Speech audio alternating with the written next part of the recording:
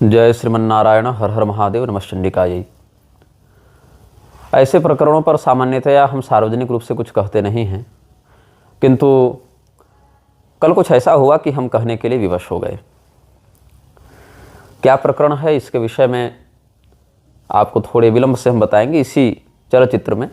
उससे पहले एक सूचना देनी है। सूचना ऐसी है कि अंग्रेजी तारीख से अगर देखें तो 3, 4, 5 दिसंबर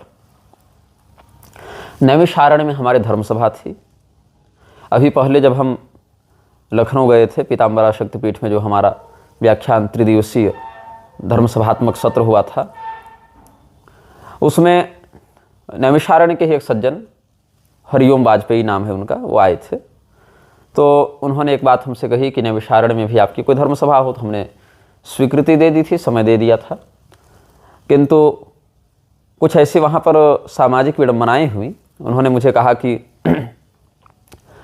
वहाँ के जो कुछ, अब किस संप्रदाय के हैं, क्या नाम है, ये तो मैं उतना नहीं जानता और जानना चाहता भी नहीं, लेकिन कुछ संत वेशधारी महंतों ने हमारे आगमन का विरोध किया। कारण क्या है? उनका कहना है कि बोलते तो ठीक हैं सब, जो शास्त्र के अनुकूल सब बोलते हैं, लेकिन कड़वा बोलते हैं। तो इसीलिए यहाँ पर अगर वो आएंगे और कुछ किसी के बारे में बोलेंगे तो यहाँ पर विरोध की संभावना है, यहाँ पर मतलब क्या उपद्रव की संभावना है।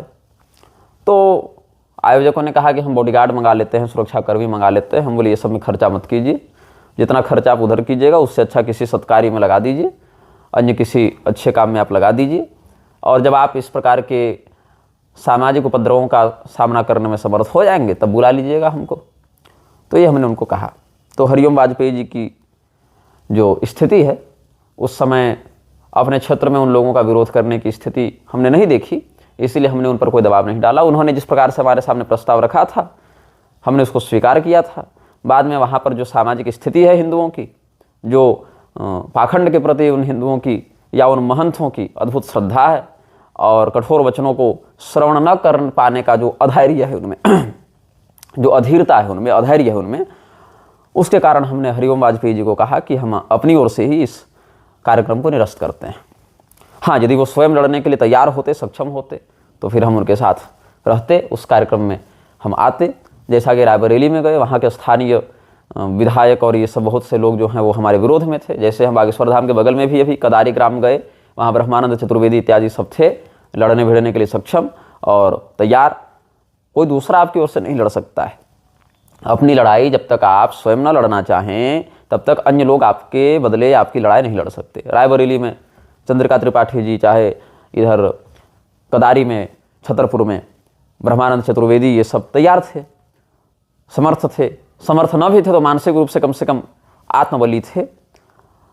तो इन्होंने कहा कि ठीक है, हम देख लेंगे, लेकिन यहाँ पर हमें ऐसा कोई ठोस आत्मबल स्थानीय आयोजकों में नहीं दिखा। और विशेष करके हरिओम वाजपेयी जी को हम इन प्रकार के प्रपंचों में परेशान नहीं करना चाहते थे कि आप हमारा कार्यक्रम कराएं ही कराएं इस प्रकार से। तो हमने कहा कि ठीक है, भविष्य में जब उनकी सद्बुद्धि हो जाए उस क्षेत्र में, उन संतों की, संत वेशधारी जनों की, तो फिर आप हमें स्मरण कर लीजिएगा, हम तो आपके हैं ही। ये हमने आपको सूचित कर दिया। तो जो लोग हमारे नैमिषारण्य आगमन की प्रतीक्षा कर रहे थे उनको थोड़ा और अभी इस प्रतीक्षा को आगे बढ़ाना पड़ेगा। अब एक और सूचना मुझे देनी है जो प्रस्तुत चलचित्र का प्रधान विषय है। लखनऊ में तुलसी पार्क या तुलसी गार्डन कोई है आलमबाग के पास, वहाँ पर हमारा एक श्रीमद् देवी भागवत का 9 दिवसीय ज्ञान यज्ञात्मक आयोजन था। मैं इसीलिए कह रहा हूँ क्योंकि उसको भी हमने अपनी ओर से निरस्त कर दिया है। और उस कार्यक्रम के आयोजक वहाँ किसी स्थानीय पुलिस थाने में हमारे विरुद्ध शिकायत दर्ज करवा चुके हैं। तो अभी तक हमारे जीवन में ये पहला ऐसा मामला है जहाँ हमें आयोजकों की ऐसी स्थिति को देखते हुए स्वयं से उस कार्यक्रम को निरस्त करना पड़ा और आयोजक उस बात को लेकर पुलिस थाने पहुँचे। अगर वो थाने नहीं पहुँचे रहते तो हमें इस विषय को सामाजिक रूप से रखने की कोई आवश्यकता भी नहीं थी, लेकिन चूंकि वो ऐसा कर चुके हैं तो हमने सोचा कि समाज में इसका एक जो संदेश उनके माध्यम से जा रहा है तो हमारा जो पक्ष है या हमारे ओर से जो बातें हैं वो भी समाज जान ले या प्रशासन जान ले। यद्यपि उस मुकदमे को हम बहुत गंभीरता से नहीं ले रहे। इसका कारण क्या है कि यह केवल एक क्षोभ को व्यक्त करने का एक संसाधन मात्र बन गया है हमारे प्रति। तो ये घटनाक्रम कैसे घटित हुआ मैं सिलसिलेवार आपको बता रहा हूँ, और जिन जिन लोगों से हमारी जो वार्तालाप हुई है या मीडिया प्रभारी की जो बात हुई है, अधिकांश बातें तो हमारे पास कॉल रिकॉर्डिंग के रूप में उपलब्ध होंगी ही। अगर आवश्यकता नितांत अनुभव की जाएगी तो उनको भी समयानुसार सार्वजनिक किया जा सकता है, लेकिन अभी उस विषय में हम उतना नहीं जाएंगे। मुख्य बात बता देते हैं। बात कब की है? बात मार्च की है। आप सब जानते हैं कि इस वर्ष के प्रारंभिक 5-6 महीने हम कामाख्या धाम में थे और मृच्छराज श्रृंखला को भी हम वहीं से निर्गत कर रहे थे, और कुछ अपनी भगवती की जो नित्य श्रृंगार इत्यादि है वहाँ, वो भी हम सेवा में वहाँ अपना योगदान देने का प्रयास कर रहे थे। तो 125 दिनों तक हमने वहाँ पर भगवती की सेवा का प्रयास भी किया था। अब उसी समय एक कालखंड में एक दिन ऐसा हुआ, मुझे तारीख बिल्कुल स्पष्ट याद नहीं है, या तो अप्रैल महीना भी हो सकता है, मार्च या अप्रैल, ऐसे कुछ महीनों की बात है, मतलब जब मैं कामाख्या में था तब की ही बात है। मुझे एक फ़ोन आया तो सामने कोई गुप्ता जी थे, लखनऊ से उन्होंने अपना परिचय दिया। उद्देश्य क्या था कि वो हमसे कार्यक्रम कराना चाहते थे, देवी भागवत की कथा का समय चाहते थे। हमने कहा कि आपका कब का कार्यक्रम है, तो उन्होंने दिसंबर का नाम लिया। दिसंबर में हम लोग कार्यक्रम करते हैं, हर साल करते हैं, कोई समिति इत्यादि की ओर से भी वो थे। तो हमने अपने मीडिया प्रभारी ब्रजेश पांडे जी का नंबर दे दिया। उन्होंने कहा कि नहीं, पांडे जी का तो नंबर है मेरे पास, उनसे वार्तालाप भी हो गई है, लेकिन वो कुछ लंबी चौड़ी दक्षिणा बता रहे हैं और उतना करने में हम सक्षम नहीं हैं। तो आप अगर अपनी ओर से कुछ बता दें पांडे जी को, तो जितनी दक्षिणा में हम सक्षम हैं उतनी दक्षिणा में बात हो जाएगी। हमने कहा ठीक है, आप कितने में सक्षम हैं और वो कितना बताए हैं? तो उन्होंने जितना बताया था उससे बहुत ज़्यादा अंतर नहीं था इनके बजट में। हमने कहा ठीक है, आप अगर इतनी दक्षिणा देने में समर्थ हैं तो हम इतने में ही आपका कार्यक्रम करने के लिए तैयार हैं, कोई बात नहीं। हमने पांडे जी को फ़ोन किया, हम पाठ में ही थे, अध्याय पूरा हमने किया था, तो हमने पाठ बीच में एक अध्याय पूरा करके फिर विश्राम लिया और पांडे जी को फ़ोन किया और कहा कि ऐसा है, लखनऊ से कोई गुप्ता जी फ़ोन करेंगे आपको, तो आप वो जो भी दक्षिणा कहें उससे में आप कार्यक्रम को निश्चित कर लें और उनका सब विवरण अपनी डायरी में नोट कर लें।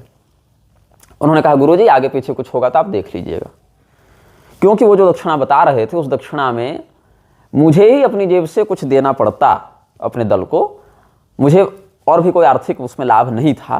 तो हमने कहा कोई बात नहीं, मैं वो अपनी जेब से वहन कर लूँगा, आप कार्यक्रम निश्चित कर लें। उन्होंने कहा ठीक है, आगे आप समझ लीजिएगा। पांडे जी ने निश्चित कर लिया। अब कितनी दक्षिणा थी इस विषय में लोग सामान्यतया बताते नहीं, लेकिन मैं बता देता हूँ।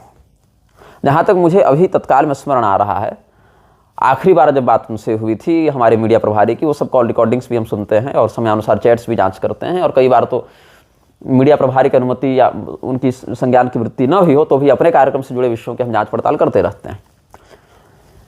तो धन और दक्षिणा की बात जो लोग करते हैं उनको मैं एक बात स्पष्ट कर दूं, दो प्रकार से हम कथा सुना सकते हैं आपको।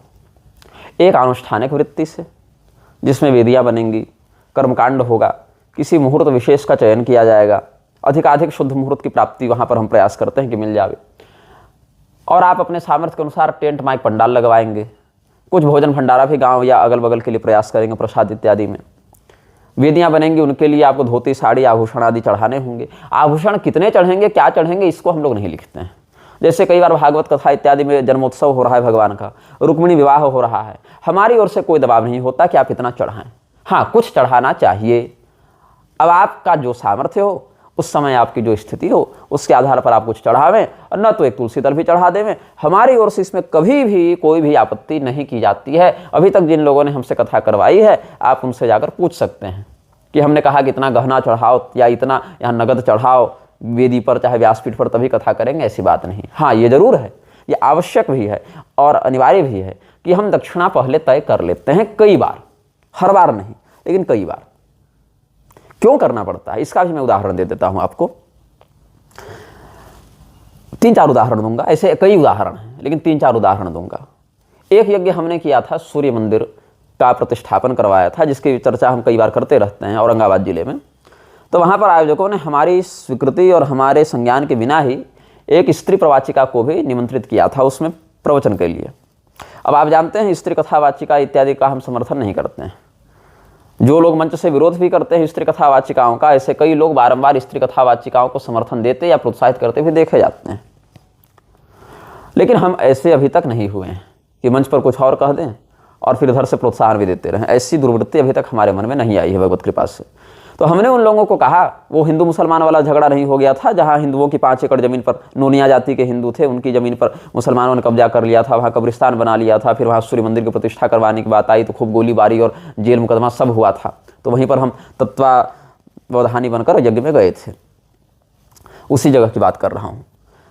तो वहाँ पर जब हमने, और अच्छा स्त्री कथा वाचिका कौन थी ये भी बता दे रहा हूँ। एक लड़की बड़ी वायरल हुई थी, आरएसएस की स्टार प्रचारक कही जाती थी, जिसने बहुत छोटी अवस्था में नहीं वो बयान दिया था कि पाकिस्तान कान खोलकर सुन ले, अब कि युद्ध होगा तो हिंदुस्तान तो होगा, पाकिस्तान नहीं होगा, ऐसे करके एक छोटी बच्ची का वीडियो वायरल हुआ था। वो बच्ची तो खैर बहुत पहले का वीडियो, बड़ी हो गई है, नाम है उसका सरस्वती, साध्वी सरस्वती के नाम से आरएसएस वाले उसको प्रमोट किया करते हैं, उसी को वहाँ आना था। अब उसकी तमाम बातें वहाँ पर थी कि हम जो हैं सो इस होटल में रुकेंगे तो हमारे आने के लिए इतना बड़ा काफिला चाहिए, तो हमारे साथ इतने बॉडीगार्ड चलेंगे, तो जब हम आवें तो इतनी फूल की बारिश होनी चाहिए, ऐसे गुलाब जल छिड़को तो मेरा मंच ऐसा बनेगा, तो उसकी रिकॉर्डिंग ऐसी होगी, तो हमको प्रतिदिन की 1 लाख दक्षिणा चाहिए, प्रतिदिन की। और ये बात मैं बता रहा हूँ आपको, कोरोना से पहले की बात है। और वो सारा वहन करने के लिए कमेटी तैयार थी। हमने समझाया देखो ये शास्त्र के विरुद्ध है, अनुकूल नहीं है।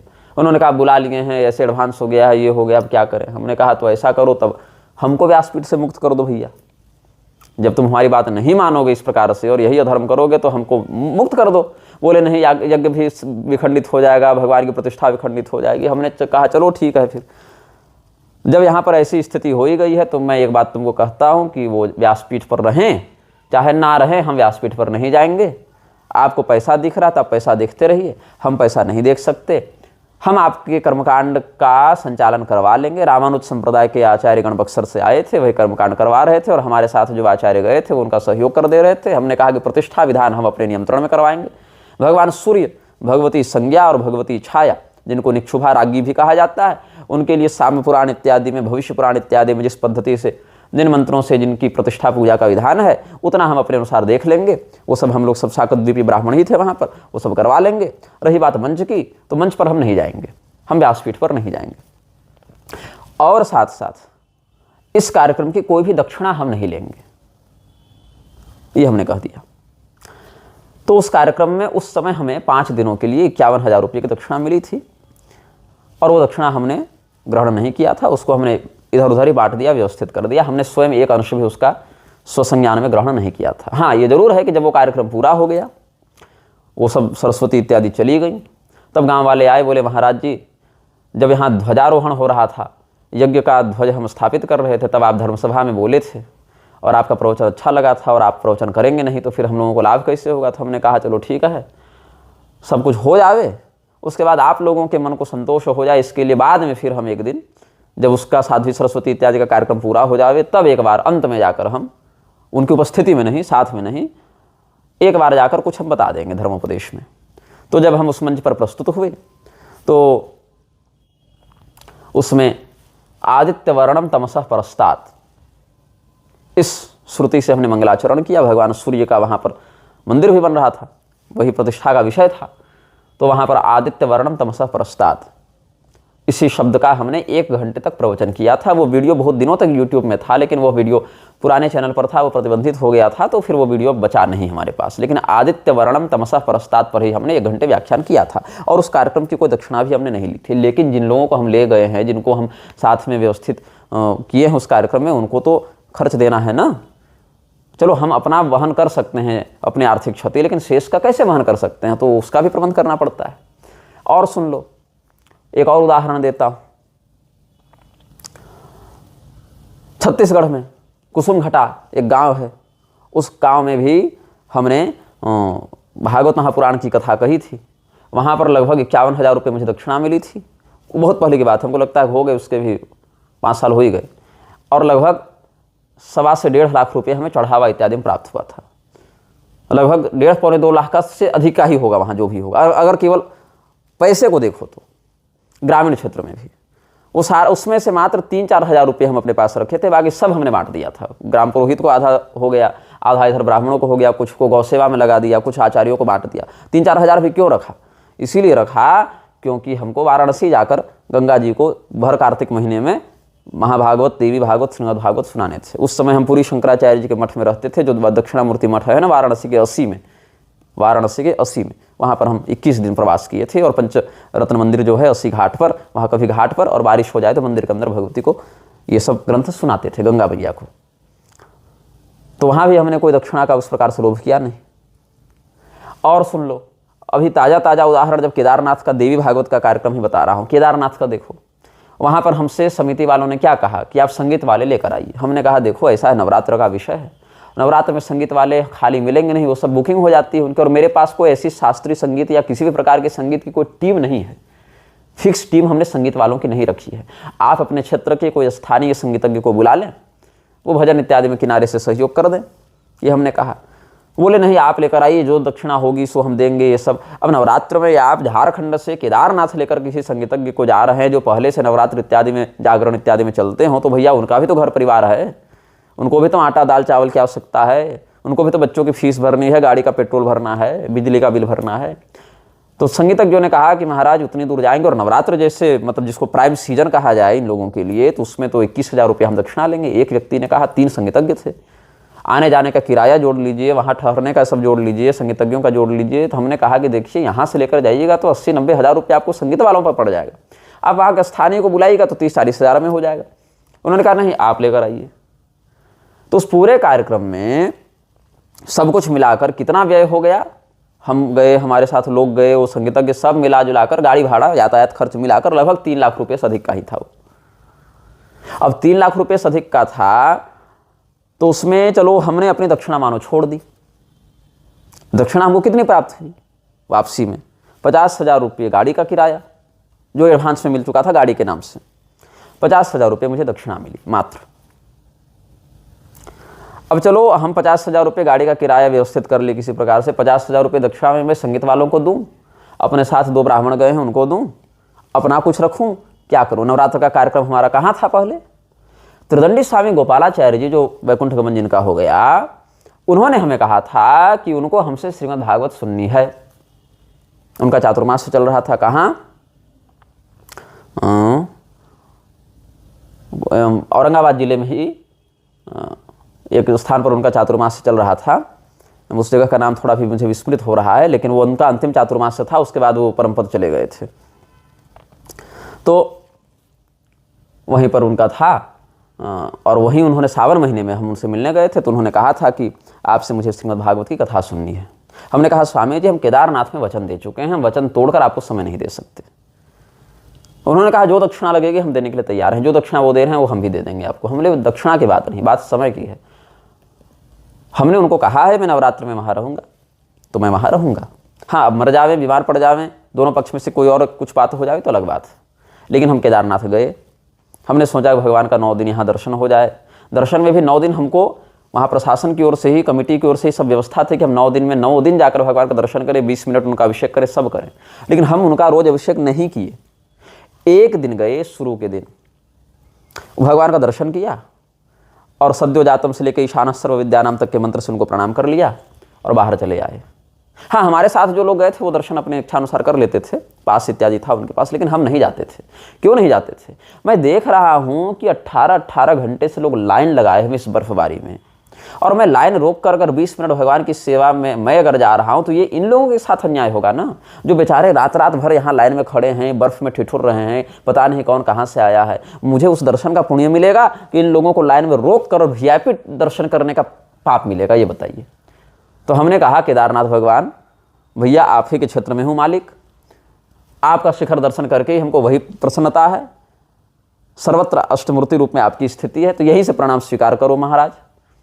और हमारा जो समय 20 मिनट है, उस 20 मिनट में 1 मिनट में अगर 10 व्यक्ति भी दर्शन कर रहा है, 20 मिनट में 200 व्यक्ति कम से कम दर्शन करके निकल जावें, इस भावना से हम वहाँ रहते थे और शिखर दर्शन करते थे, परिक्रमा कर लेते थे। लेकिन प्रथम दिन के अलावा हमने रोज दर्शन नहीं किया ताकि लोगों को असुविधा न हो। दूसरी बात, दक्षिणा की रही बात, तो हमने अपनी 1.5 लाख की दक्षिणा छोड़ दी कि हमको कुछ नहीं चाहिए, क्योंकि उन्होंने कहा कि हमारा पैसा नहीं है। हमने कोई दबाव नहीं डाला। ठीक है, नहीं तो कितना है? बोले महाराज 50,000 आपको दे चुके थे यातायात के नाम से, 50,000 और आपको दे सकते हैं। हमने कहा ठीक है। 3 लाख में 3 लाख में 1 लाख मिले, बचे कितने? 2 लाख। 2 लाख में अगर मैं अपनी दक्षिणा छोड़ भी दूँ तो मुझे 50,000 तो जेब से भरने हैं, और वो 50,000 तो केवल संगीत वालों के हो गए, मान लीजिए 50 कैसे 63,000 हो गए ना संगीत वालों के। और हमारे साथ जो लोग गए हैं उनका सब, उनकी व्यवस्था। तो फिर हमको कुल मिलाकर वहाँ से सारी व्यवस्था करते हुए लाने में, ले जाने में, जो बीमार हो गए उनकी चिकित्सा में, वहाँ से गाड़ी करके ऋषिकेश आए, ऋषिकेश से फिर दिल्ली आए, दिल्ली से रांची आए, सब करते हुए हमको लगभग 1 लाख रुपये अपनी जेब से देने पड़े। अब बोलो 1 लाख पाओ कहाँ से, तो 1 लाख था नहीं मेरे पास। तो फिर हमने फ़ोन किया ब्रजेश पाठक जी को, श्रृंगेरी, उनको कहा भैया आपके पास कुछ धन है? उन्होंने कहा कितना चाहिए? हमने कहा 1 लाख तो लगेगा और 1-2 कार्यक्रम और हो जाए तो वहीं से आपको हम चुका दें। तब फिर उन्होंने कहा ठीक है देते हैं। उनके पास था, सौभाग्य से उन्होंने दिया, बाद में हमने चुकाया भी, लेकिन हमने आयोजकों पर दबाव नहीं डाला। ये स्थिति है हमारी। आप कार्यक्रम कराकर देख लीजिए, जितने महामंडलेश्वर, पीठाधीश्वर, जगत गुरु इत्यादि घूम रहे हैं उनका कार्यक्रम कराकर देख लीजिए, पता चल जाएगा कि मैं आपको लूट रहा हूं कि आपको कितना खर्च किनके कार्यक्रम में लग रहा है, देख लीजिए। खैर ठीक है। दूसरी बात यह रही, अब एक को तिवारी जी फोन किए थे पांडे जी को, उन्होंने कहा कि हमको कार्यक्रम का समय चाहिए। पांडे जी ने कार्यक्रम का समय दे दिया।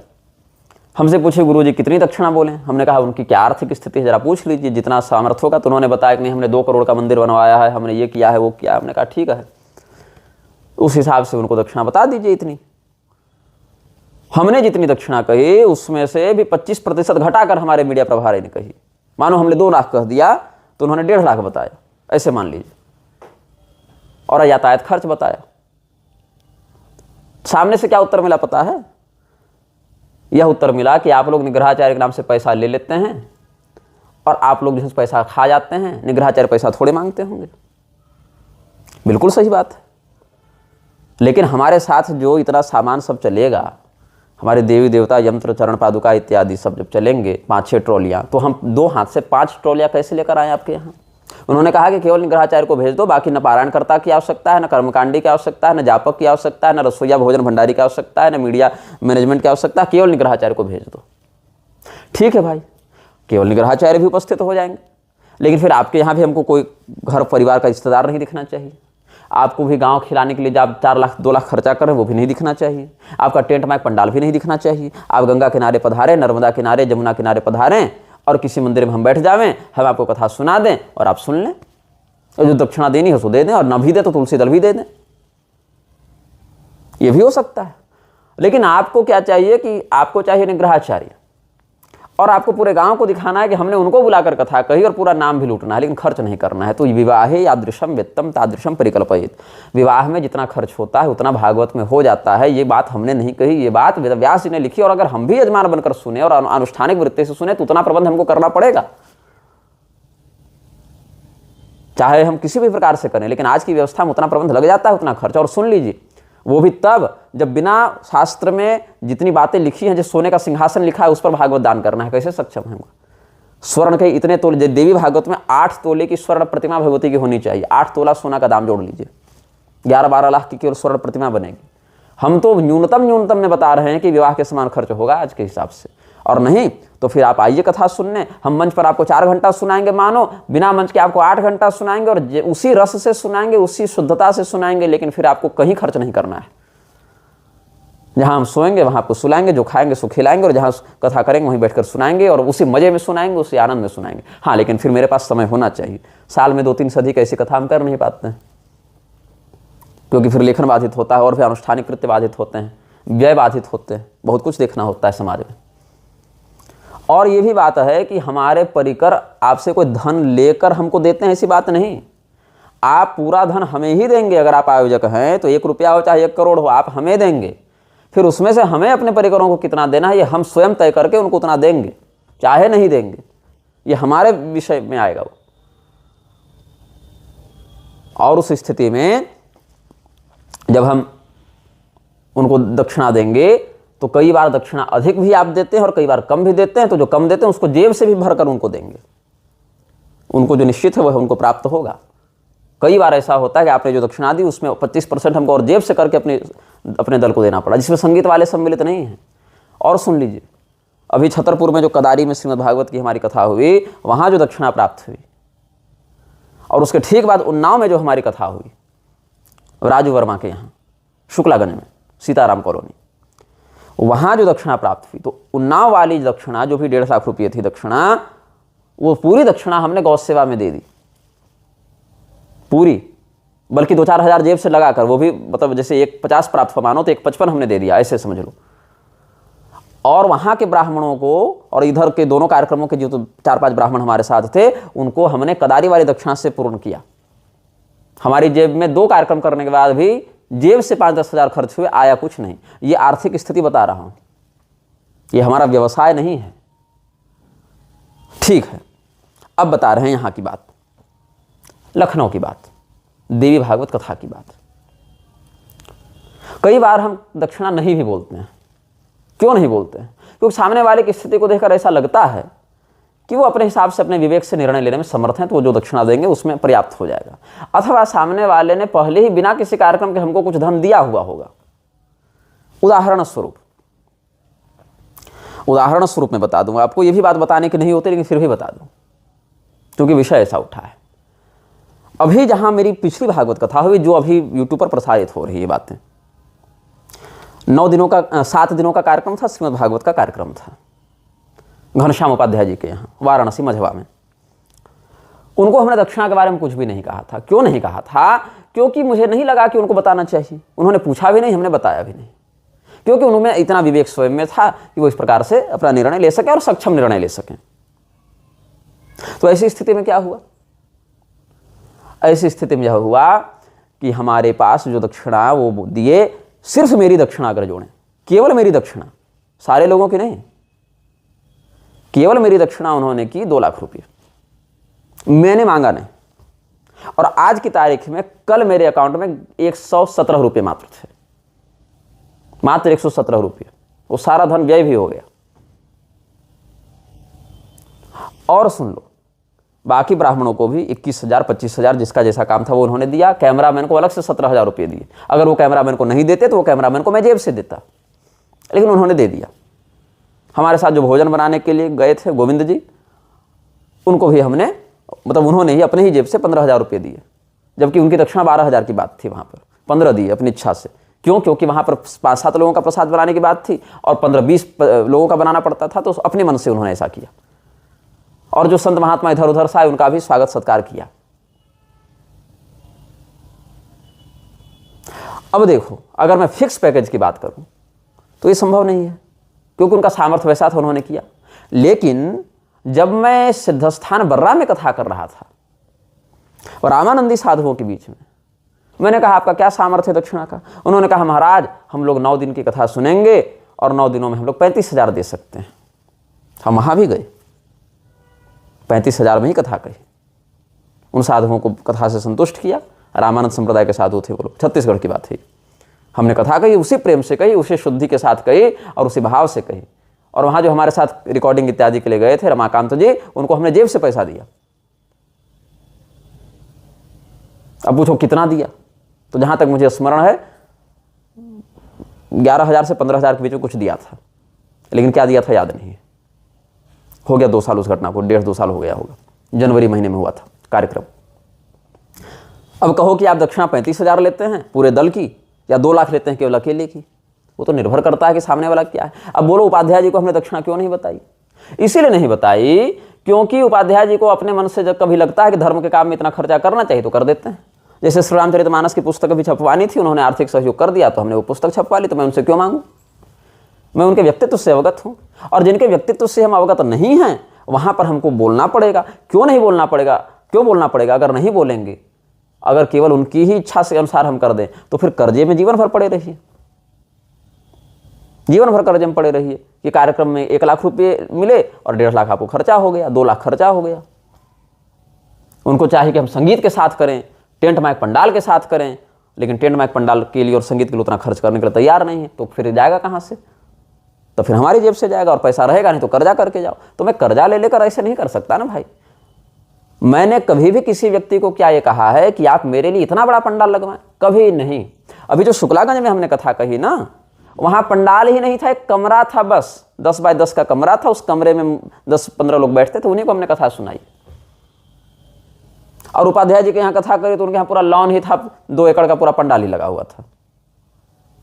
तो वहां भी हमने कथा कही, एक कमरे से लेकर पूरे मैदान तक में कथा कही, एक श्रोता से लेकर 1 लाख श्रोता के बीच में कथा कही।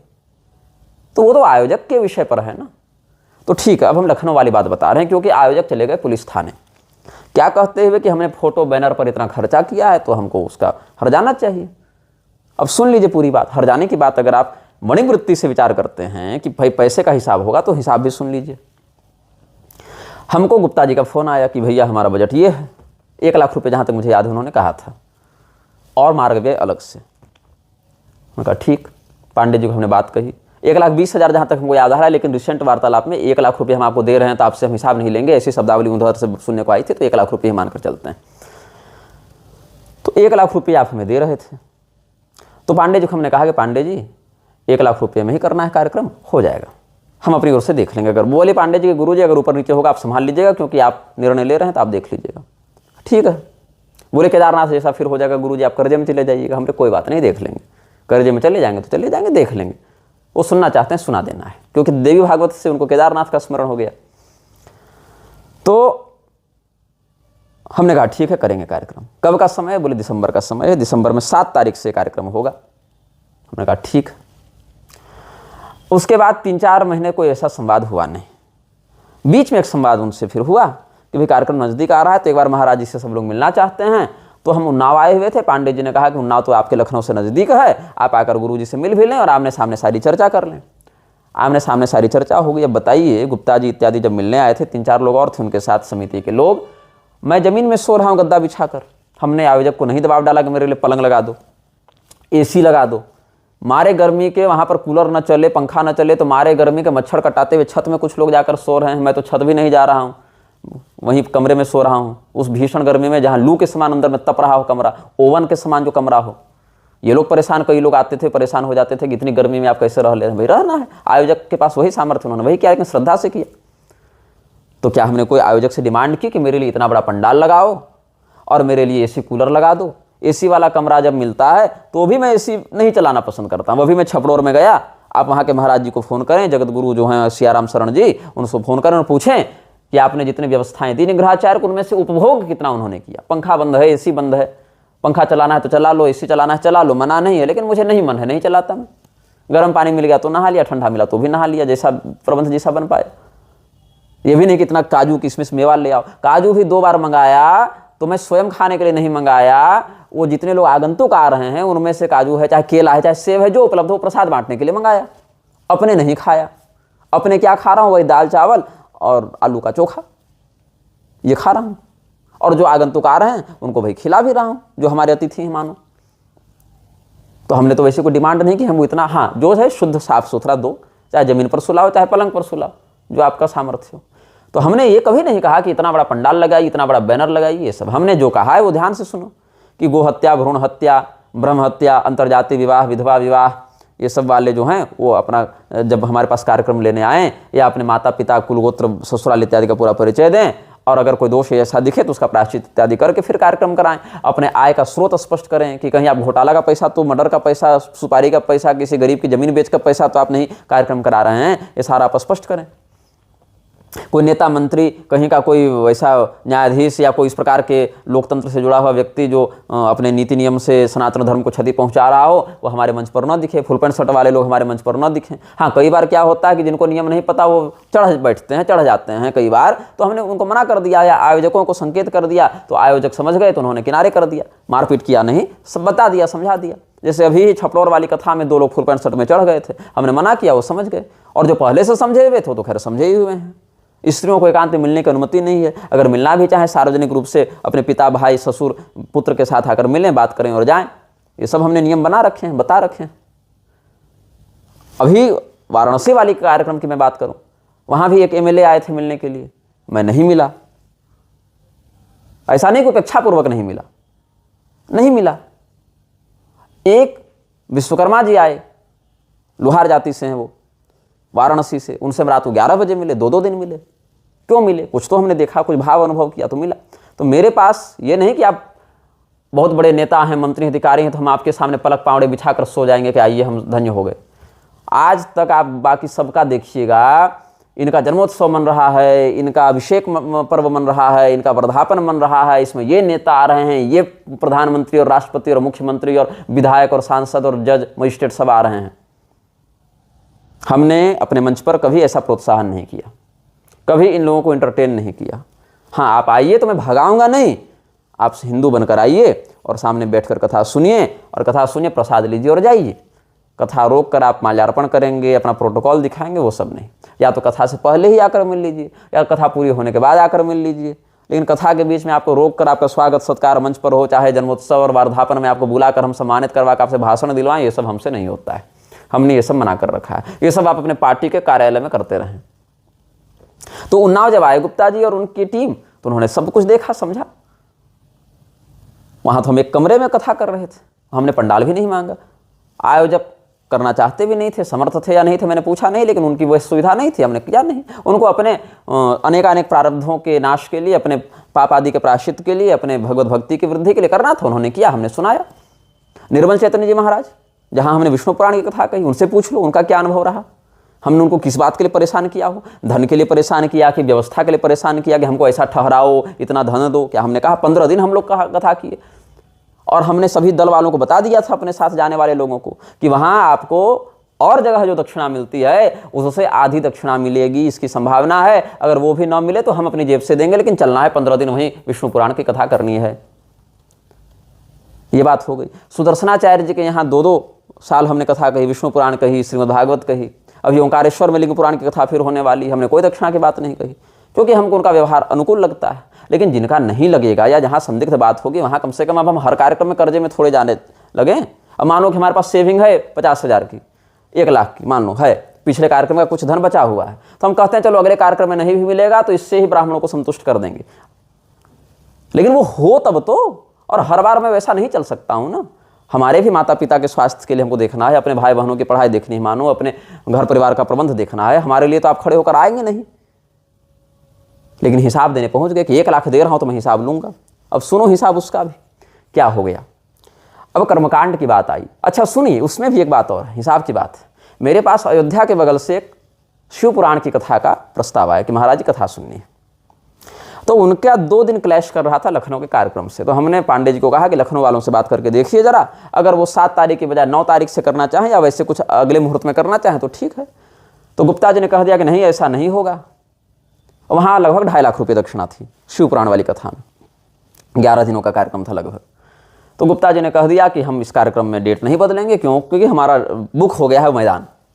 पांडे जी ने कहा गुरुजी क्या करना है? हमने उनको कहा शिव पुराण वाले को कि आप ही अपनी तारीख बदल लीजिए फिर, अगर हमसे सुनना है। उन्होंने कहा हमारा भी फिक्स है। उनका कुछ वैसा विवाह का काम था तो बोले हम भी नहीं बदल सकते। हमने कहा फिर हम आपको समय नहीं दे सकते, क्योंकि हम लखनऊ में समय दे चुके हैं। तो अगर ऐसे देखा जाए तो 1 लाख का कार्यक्रम करने के लिए हम 2.5 लाख का कार्यक्रम छोड़े। अगर पैसे को ही देखना है तो ऐसे देख लो, है ना। तो 1.5 लाख तो मैं भी नुकसान में गया ना। मैंने आपको ये अभी तक बताया नहीं बताया, क्योंकि आवश्यकता नहीं थी। गुप्ता जी को भी नहीं पता होगा, शायद वो वीडियो देखकर जाने। फिर एक कार्यक्रम बाद का आया, नैमिषारण्य के ही अगल बगल का कहीं का था, बाद का आया। वो भी 1 दिन के लिए टकरा रहा था, शायद 14 से ही वहां था अगला कार्यक्रम। यहाँ भी गुप्ता जी जो है सो शुरू में नहीं कर पाए, तो वो भी कार्यक्रम हमने छोड़ दिया। वो 1.5 लाख का था मान लो, 5 दिन या 7 दिन का, तो हमने वो भी छोड़ दिया, क्योंकि यहाँ समय दिया जा चुका था। सिर्फ पैसे की बात कर, क्योंकि पैसे की बात को लेकर थाना गए हैं लोग ना, पैसे की बात मैं सुना देता हूँ। अब फिर क्या हुआ, कुछ दिनों बाद गुप्ता जी का फोन आया, जब मैं ये 2.5 लाख वाला कार्यक्रम छोड़ चुका। कुछ दिन के बाद गुप्ता जी का फोन आया कि मेरे घर में विवाह है या इस प्रकार से है, तो आप लोग कार्यक्रम 2 दिन बढ़ा सकते हैं क्या? हमने कहा पांडे जी क्या हो सकता है, बढ़ा सकते हैं क्या? पांडे जी ने डायरी चेक की। अब गुप्ता जी का काम है तो अब बढ़ाने की बात हो रही, सुनो। तो हमने देखा डायरी, बोले नहीं गुरुजी 18 तारीख को एक कोर्ट की डेट पड़ रही है आपकी, तो 8 तारीख को ही पड़ रही है, तो 8 तारीख को तो यहाँ नहीं जा सकते, कार्यक्रम लिया हुआ है, तो अधिवक्ताओं के माध्यम से वो काम बन जाएगा, लेकिन 18 को तो वो है वहाँ पर उपस्थिति आपकी ऐसे। तो और 18 का अर्थ है कि आपको कम से कम 16 तारीख को पहुँचना पड़ेगा जगह पर, तो 17 को सारी तैयारी करेंगे, तब तो 18 को वहाँ पर सारा पक्ष रखा जाएगा।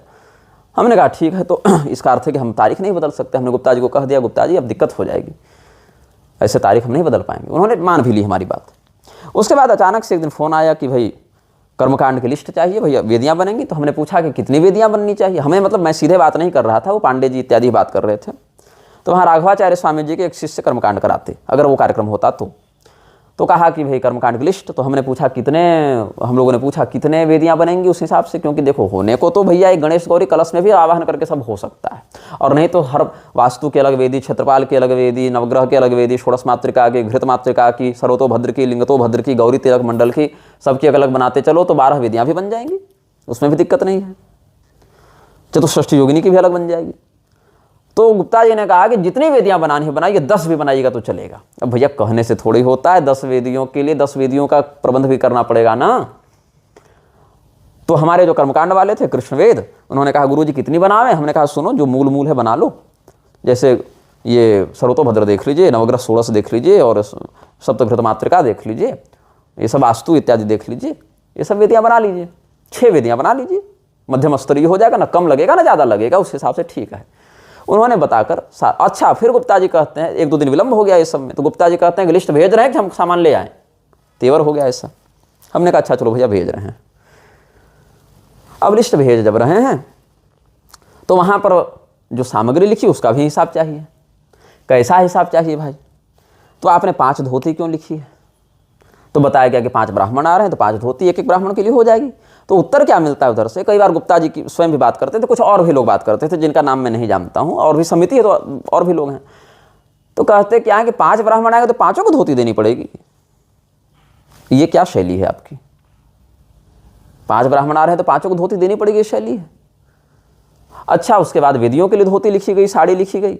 अब जैसे षोड़श मातृका था, हमने केवल साड़ी ही लिखी, या केवल वास्तु थी केवल धोती ही उसके लिए लिखवाई, जबकि दोनों जगह दोनों चीज डबल चढ़ सकता है, लेकिन हमने जितना बिल्कुल मूलभूत है उतना ही बताया। और स्वर्ण प्रतिमा इत्यादि तो कुछ लिखी ही नहीं, चांदी के 2 सिक्के लिखे। तो क्या कहते हैं, आप चांदी का सिक्का लिख दिए हैं यहाँ पर, रखवाली आप करेंगे उसकी?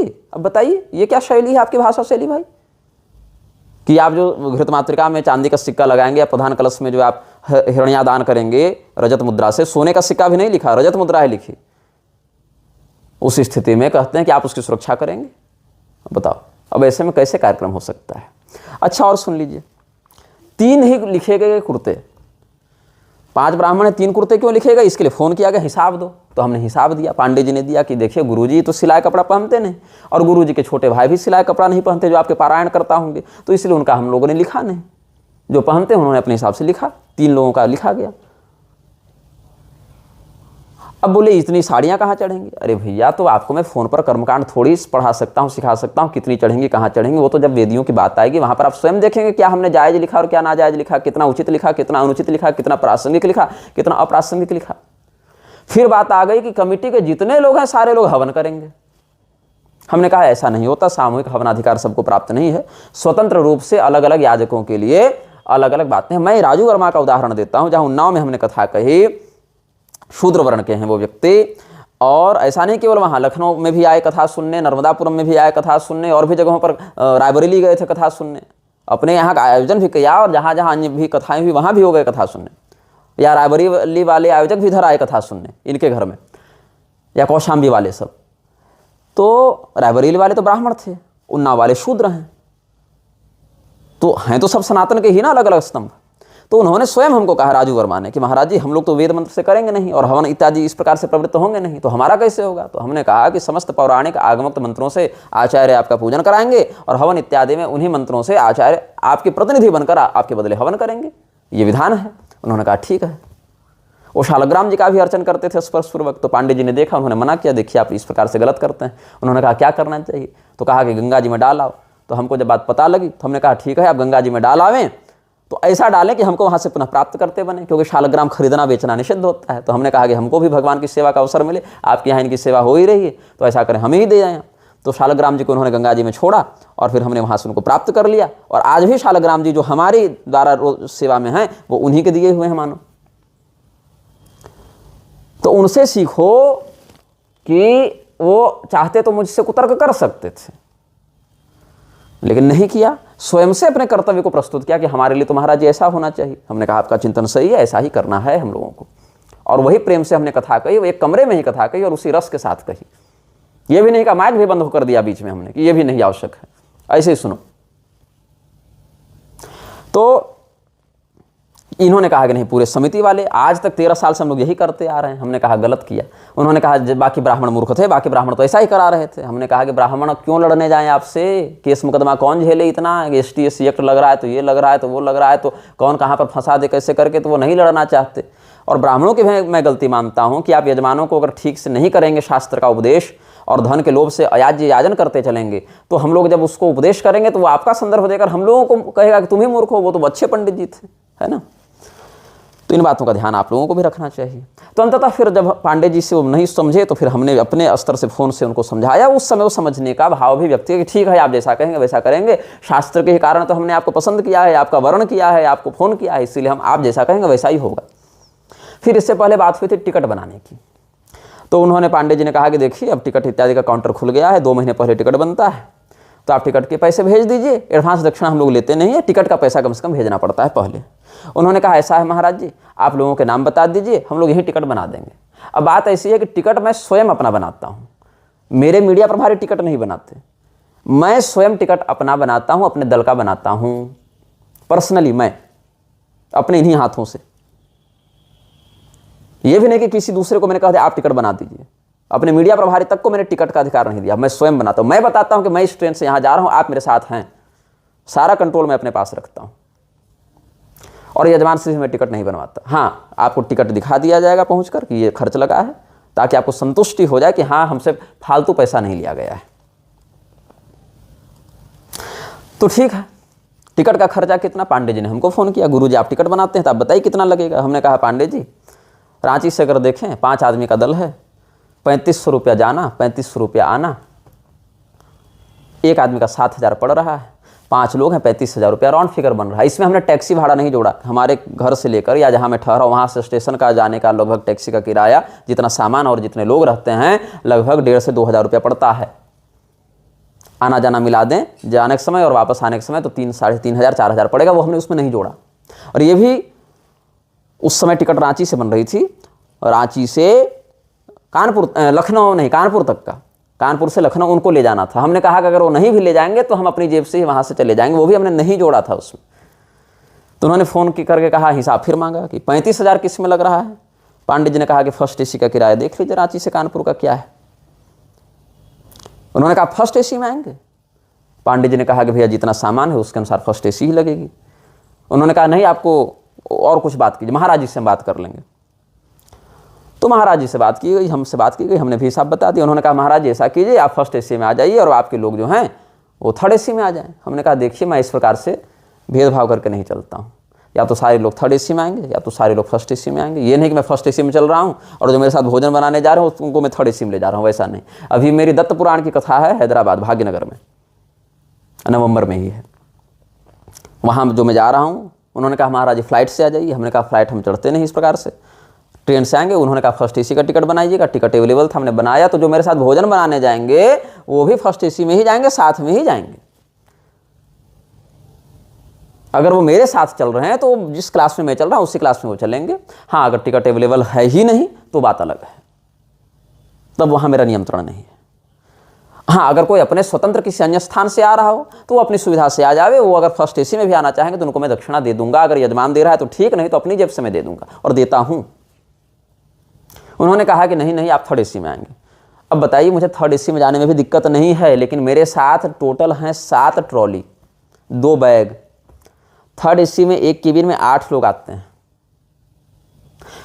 बाकी लोग भी रहेंगे, उनके कुछ सामान कैसे आ पाएंगे, इतने लोग नहीं हो पाएगा। तो पांडे जी ने कहा कम से कम सेकंड AC तो होना ही चाहिए। उन्होंने कहा नहीं, हम थर्ड AC का ही पैसा देंगे। हमने कहा ठीक है, अगर आप थर्ड AC का ही पैसा देना चाहते हैं तो मेरी ओर से कोई दबाव नहीं है, लेकिन मैं बता दूं मैं फर्स्ट AC में ही आ पाऊंगा और फर्स्ट AC में मैं आ पाऊंगा तो आपसे पैसा नहीं ले रहा, वो भी मैं जेब से ही लगाऊंगा। आप थर्ड AC का ही पैसा दे दें। तो उन्होंने 12,500 रुपये थर्ड AC के हिसाब से दे दिए। अभी जो मैं लखनऊ गया वहाँ मैं थर्ड AC में ही गया। क्यों? वहाँ कर्मकांड का विषय नहीं था, मेरे अनुष्ठानों का विषय नहीं था, धर्म सभा थी। एक ट्रॉली हमारी, एक ट्रॉली हमारे मीडिया प्रभारी की, 2 बैग थे, थर्ड AC में चले गए। स्लीपर में भी सीट होती, धक्का मुक्की नहीं होती तो वहाँ भी चले जाते, और गए ही हैं। जनरल तक में गए हैं, अगर उपलब्धता है उस प्रकार से तो वहाँ भी जा सकते हैं।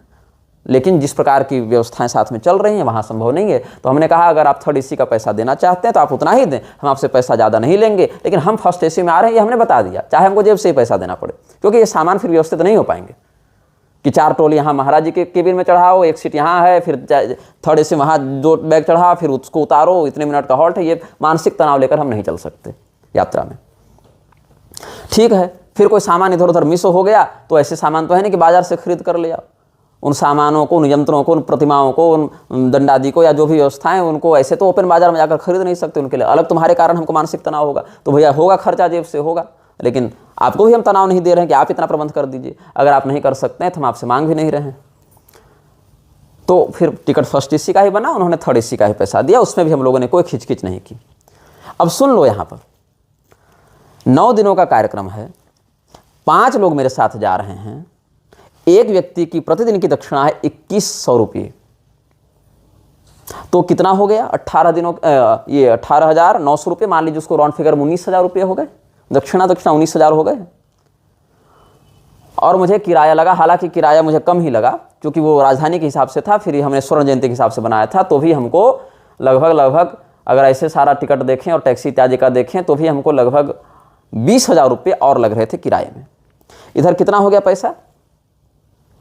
5 ब्राह्मणों का मिलाकर, 5 लोगों का, कर्मकांडी हैं, जापक हैं, हमारे जो साथ भंडारी जाएंगे वो हैं, पारायणकर्ता हैं और मीडिया प्रभारी हैं, 5 लोग हो गए।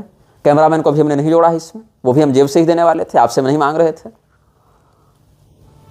तो कितना हो गया? 19 बचे 95,000 हो गया, 20,000 जेब से किराया गया, हो गया 1,15,000 रुपये। कैमरामैन को भी हमको 20,000 रुपये देने हैं, तो कितना हो गया? 1,35,000 रुपये हो गए। आप कितना दे रहे हैं? 1 लाख दे रहे हैं। हमने कभी बताया कि 35,000 हम जेब से देकर 2.5 लाख का कार्यक्रम छोड़कर फिर भी आपके यहाँ जा रहे हैं, ये कहते हुए कि हमने आपको समय दिया तो कथा सुनाएंगे। और आपका ये है कि 1 लाख दे रहे हैं तो हमको 3 धोती का हिसाब चाहिए और चांदी के सिक्के की रक्षा कौन करेगा? ये आप बताइए क्यों लिख दिया आपने? क्यों? पिछले वाले पंडित जी नहीं किए थे इतना। तो भैया पिछले वाले पंडित जी नहीं किए थे, आप तो मैं जब मैं प्रवचन करूंगा तो आप ये कहेंगे पिछले वाले पंडित जी ऐसा नहीं कहे थे, आप ऐसा क्यों बता रहे हैं? तो इसका अर्थ है कि आपके पिछले वाले पंडित जी जैसा कर्मकांड कराए और जैसा प्रवचन किए होंगे आप उसी बोतल में उतार कर हमसे भी वही चाहते हैं, तो ये तो हमसे संभव नहीं है ना। तो अंततः हमने परेशान होकर समझ लिया कि ये बस नाम लूटना चाहते हैं कि हमने निग्रहाचार्य को बुलाकर कथा सुनाई, वस्तुतः इनकी कोई श्रद्धा इस अनुष्ठान में है नहीं। आपको जितनी दक्षिणा देनी थी, जितना किराया देना था, हम उसी में संतुष्ट थे। आपको जितना बड़ा पंडाल लगाना था हमने कोई डिमांड नहीं की, आपको हमें जहाँ रखना था हम वहीं रहने के लिए तैयार थे, हमने इसकी भी कोई डिमांड नहीं की। हम जेब से 35,000 और डालकर आपका कार्यक्रम करने के लिए तैयार थे, हमने इसके लिए भी कुछ नहीं कहा आपको। हम आपसे न धन अधिक मांग रहे हैं, न आपको हम प्रबंध अधिक मांग रहे हैं, लेकिन कर्मकांड का जो विषय है और वो लिस्ट आप देखेंगे महापुरुषों, जो श्रोता है, अगर उस लिस्ट को मैं दिखा दूं तो आप कहेंगे इससे अधिक तो हमारे यहाँ जो है सो मतलब सत्यनारायण कथा इत्यादि का विधान पढ़ रहे हैं तो उससे अधिक मिल जाएगा आपको सामान। वो भी करने के लिए तैयार नहीं, ऊपर से हर चीज़ में जिद कि सारे लोग हवन करेंगे तो सारे लोग ऐसे करेंगे, कल को आप कहिएगा कि ऐसे पाठ करो, ऐसे प्रवचन करो, ऐसे पूजा कराओ, क्योंकि वो ऐसा किए थे भैया, तो उन्हीं को बुला कर करा लेते ना। अंत में परेशान होकर हमने कहा कि भैया मैं कार्यक्रम नहीं कर सकता हूँ। पांडे जी को हमने कहा आप निरस्त कर दें कार्यक्रम, ये उस श्रद्धा से युक्त अभी नहीं हुए हैं जिस श्रद्धा से शास्त्र को सुनना चाहिए या जिस प्रकार की श्रद्धा वालों को हम सुनाना चाहते हैं, इसलिए हम नहीं कर सकते हैं ये कार्यक्रम। ये हमने अंततः कहा। पांडे जी ने कहा गुरु जी टिकट, हमने कहा टिकट कैंसिल करेंगे और अभी तुरंत उनको जो 12,500 उन्होंने भेजा है वो 12,500 उनका गूगल पे नंबर मांगे, उन पर हम रिटर्न कर दें, वो भी हमने वापस कर दिया। अब अगर आप कहते हैं कि थाना में जाकर हरजाना मांगो, तो आपने जितने फोटो बैनर इत्यादि छापे हैं, क्या हमने आपको कहा कि हमको ये फोटो बैनर छाप कर दीजिए? हमने तो कहा नहीं। हमने आपको बताया कि हम जेब से इतना पैसा डालकर आपके यहाँ कार्यक्रम करने जा रहे हैं, वो भी 1.5 लाख का कार्यक्रम छोड़ने के बाद? नहीं। क्यों? क्योंकि क्या आवश्यकता थी बताने की? और अगर आपको वास्तव में श्रद्धा थी तो आपने जब सुना कि कार्यक्रम निरस्त हो गया है तो आप हमसे बात करते, आप हमारे पास आते या कहते कि हमसे गलती हो गई, इस प्रकार से हम नहीं करेंगे प्रबंध, या हमसे नहीं हो सकता है प्रबंध, या हम इस प्रकार से अपराध बोध से ग्रस्त हैं, या जो भी भाव था हमसे व्यक्त करते। आप चले गए थाने, कॉर्पोरेट बन गए आप। मतलब क्या है? सीधे सीधे एक समिति बना लो और हर साल कुछ कार्यक्रम के नाम से चंदा करो और कुछ मिनिमम खर्च में कार्यक्रम करा लो और नाम लूट लो कि हमने इनसे कराया। बाकी धर्म वहाँ कितना है वो तो दिख गया कि आप 3 कुर्ता और 5 धोती में कह रहे हैं कि क्यों लिखा इतना, और 5 को देना पड़ेगा, 5 आएंगे तो। इस स्थिति में देखिए कथा नहीं होती है। कथा श्रद्धा से होती है और सामर्थ्य से होती है। बिल्कुल आप अपने सामर्थ्य के अनुसार काम करें, लेकिन आप ये कर सकते थे ना कि महाराज जी हम 5 धोती देने का सामर्थ्य नहीं रखते हैं, आप 1 धोती में ही संतुष्ट होकर हमारे लिए कथा करें, ये भी एक तरीका होता है। आपने क्या कहा, हम 1 लाख दे रहे तो हम हिसाब नहीं लेंगे, ये शब्दावली आपकी थी, इसीलिए हमने इस कथा को निरस्त किया है। रही बात फोटो बैनर की, हमने कभी नहीं कहा कि आप इतना फोटो छापें, इतना बैनर छापें, इतना बड़ा पंडाल लगाएं। आप एक कमरे में भी करते तो हम करते, आप पूरा का पूरा लखनऊ बुक कर लेते तो भी हम करते। हमारे ये जो नियमावली है उसमें ये सब कहीं नहीं लिखा हुआ है कि आप इतना बड़ा पंडाल लगाएं और इतने श्रोता हमको दें और इतने बड़े चैनल पर उसका प्रसारण करें तभी हम आएंगे। ये डिमांड हमारी ओर से नहीं होती। ये डिमांड बड़े बड़े पीठाधीश्वर, महंत, जगतगुरु इत्यादि के पास आप जाएं तब आपको पता चलेगा आटे दाल का भाव कि ये सब कैसे कार्यक्रम करते हैं और फिर उनकी तुलना में हमारा क्या नियम है और हमारी क्या अपेक्षाएं हैं आपसे, ये भी मैं बता दूं। इसीलिए पहली बार मेरे साथ जीवन में ऐसा हुआ है कि हमारे किसी आयोजक की ऐसी अनुशासनहीनता के कारण हमें यह कार्यक्रम निरस्त करना पड़ा और फिर वो आयोजक भी इतने महापुरुष निकले कि सीधे चले गए थाना। कल थाना से फ़ोन आया था हमारे मीडिया प्रभारी को, उन्होंने कहा गुरुजी ये लोग इस प्रकार से कर रहे हैं, आप एक वक्तव्य निर्गत कर दीजिए। तो हमने सोचा ये वक्तव्य हम निर्गत कर दें। कई कार्यक्रम हमने निःशुल्क किए, कई कार्यक्रम हमने कर्ज लेकर किए, कई कार्यक्रम में हमने जितना उम्मीद किया उससे अधिक दक्षिणा मिली, कई बार तो आधी भी नहीं मिली। ये तो सब प्रारब्ध का खेल है, जिससे जितना होना है। लेकिन क्या है, इस समाज में अर्थ भी एक पुरुषार्थ है, उसकी आवश्यकता सबको पड़ती है, हमें कम पड़ रही है। जो बड़े बड़े सन्यासी मठाधीश बने हैं ना, उनको तो हमसे 5 गुना 10 गुना 20 गुना पड़ रही है। प्रदीप मिश्रा ने कार्यक्रम निरस्त किया दक्षिणा कम मिलने के कारण, यही छत्तीसगढ़ में। हमने कार्यक्रम निरस्त किया लखनऊ में, क्योंकि वो अनुशासन जो शास्त्र का वर्णित है उससे न चलते हुए इतना दे रहे हैं तो हम इतना हिसाब लेंगे, उस अहम में आयोजक आ गए थे। इसलिए हमने कहा कि आप उस कथा को सुनने के अधिकारी वर्तमान स्थिति में तो नहीं हैं, इसलिए हम ऐसा नहीं कर सकते हैं कार्यक्रम। हमने जो यातायात व्यय आपने 12,500 भेजा था वो सीधा सीधा हमने आपको लौटा दिया। अपनी जेब से भी हमने टिकट कैंसिलेशन इत्यादि का वहन किया है, उसके लिए हम आपको दोष नहीं दे रहे। और अन्यथा अगर हिसाब करने आएंगे तो फिर जितने कार्यक्रम हमने आपके कारण छोड़े उनकी कॉल रिकॉर्डिंग हम सुना देंगे उस डेट की, और फिर जो खर्च वो दे रहे थे वो खर्च आप हमको दे दीजिए। दोनों कार्यक्रम मिला दें तो लगभग 4.5-5 लाख रुपया हो जाएगा, अगर वही पैसे का हिसाब करना है। उस 4.5-5 लाख में जो आपका टिकट बैनर का ये खर्चा लगा होगा, बैनर इत्यादि का, आप काट लीजिएगा। लेकिन ये भी तो कोई व्यावहारिक बात हुई नहीं। इसीलिए यदि किसी के पास धन नहीं हो और मेरे पास समय है लेकिन उसमें श्रद्धा है, आ जाओ गंगा किनारे, यमुना किनारे, मूल पारायण सुनना है वो सुना दें, हिंदी भावानुवाद सुनना है वो सुना दें, और दिन दिन भर बैठकर सुना है, 4-4 घंटा का 2 सत्र कर रहे हैं हम लोग। और नहीं तो ये दिखाओगे कि हम ब्राह्मणों को 5 धोती तो नहीं देना चाहते, लेकिन बैनर पर इतना खर्चा कर चुके हैं और पंडाल को इतने बुक कर चुके हैं, तो भैया वो धन का मद आप अपने पास रखें। हम धन का मद न स्वयं स्वीकार करना चाहते, न सामने वाले के धन के मद को सहन करने के लिए बाध्य हैं। यह वीडियो प्रशासन के लिए भी हो गया, जनता के लिए भी हो गया, आयोजकों के लिए भी हो गया, और भविष्य में भी कोई कथा इत्यादि कराना चाहें उनके लिए भी हो गया। जय श्रीमन नारायण, हर हर महादेव, नमः चंडिकाय।